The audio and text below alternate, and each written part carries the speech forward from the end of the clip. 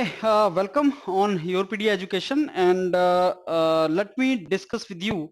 Let me share with you the recent development in the post which were declared by Punjab Public Service Commission for SDE. आप ये notification एक circulate हो रहा था और आपने देखा होगा कि जो 50 पोस्ट सब डिविजनल इंजीनियर्स के department of water supply and sanitation में जो बेसिकली पोस्ट को डिक्लेयर किया गया था उसको विड्रॉ कर लिया है पंजाब पब्लिक सर्विस कमीशन ने। सो बहुत से स्टूडेंट्स ने ये क्वेरी उनका था कि ये पोस्ट को विड्रॉ क्या क्यों कर लिया है और क्या ये परमानेंटली उन्होंने विड्रॉ कर लिया है या इसको अमेंड करके चेंज करके दोबारा से वो इस सर्कुलर को निकालने वाले हैं।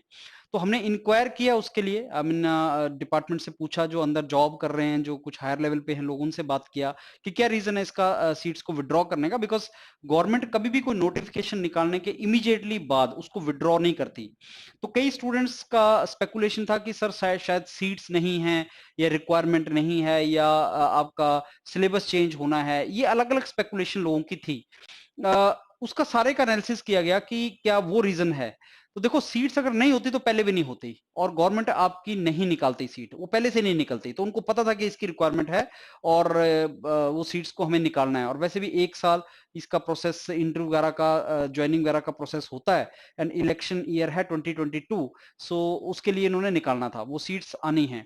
तो वो रीजन नहीं है। सिलेबस चेंज का भी कोई रीजन नहीं है क्योंकि सिलेबस भी सेम रहेगा। इसका रीजन फिर जो हमने देखा, and let me tell you, ये जितना भी मैं तुम्हें दिखा रहा हूं ये हमने कोई ऑफिशियल साइट से या ऑफिशियल डिपार्टमेंट से नहीं लिया। ये जो भी सोशल मीडिया में हमें मिला मैं वो आपके साथ शेयर कर रहा हूं।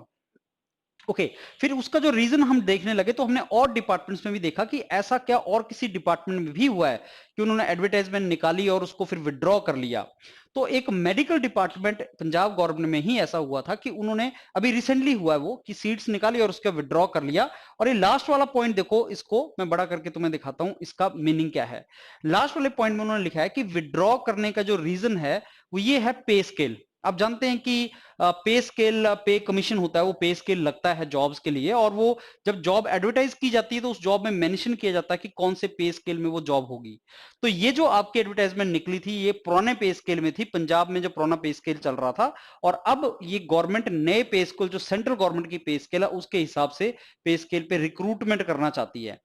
उस न्यू पे स्केल पे रिक्रूटमेंट करने के लिए गवर्नमेंट ने इन सीट्स को विड्रॉ किया है और न्यू पे स्केल जैसे ही इसका इंप्लीमेंट करेंगे तो गवर्नमेंट इन सीट्स को फिर से एडवर्टाइजमेंट करेगी।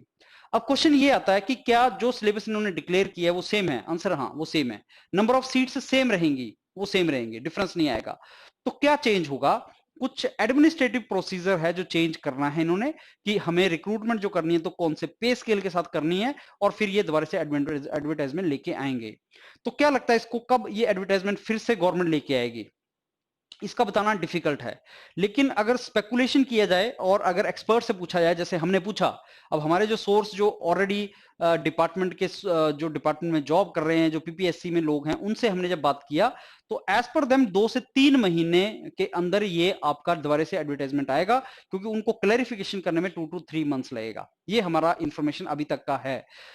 मेरी एडवाइस स्टूडेंट से ये है कि क्योंकि सीट्स आनी ही हैं और ये आपका सिलेबस भी इन्होंने मेंशन किया है, तो जो स्टूडेंट्स तैयारी कर रहे हैं वो पूरी मोटिवेट होकर तैयारी करते रहें।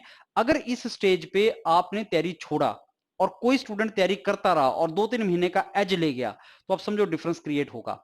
इसलिए मेरी एडवाइस एंड रिक्वेस्ट आपसे है कि जो प्रिपरेशन कर रहे हैं वो तैयारी करते रहें। ऐसा नहीं होता कि एग्जाम आज निकलेगा और कल तुम उसको क्वालिफाई कर लोगे।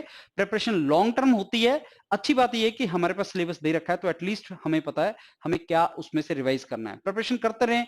बहुत से डिपार्टमेंट्स हैं, बहुत से एग्जाम्स निकलते रहते हैं, प्रिपरेशन अपनी ना रोकें।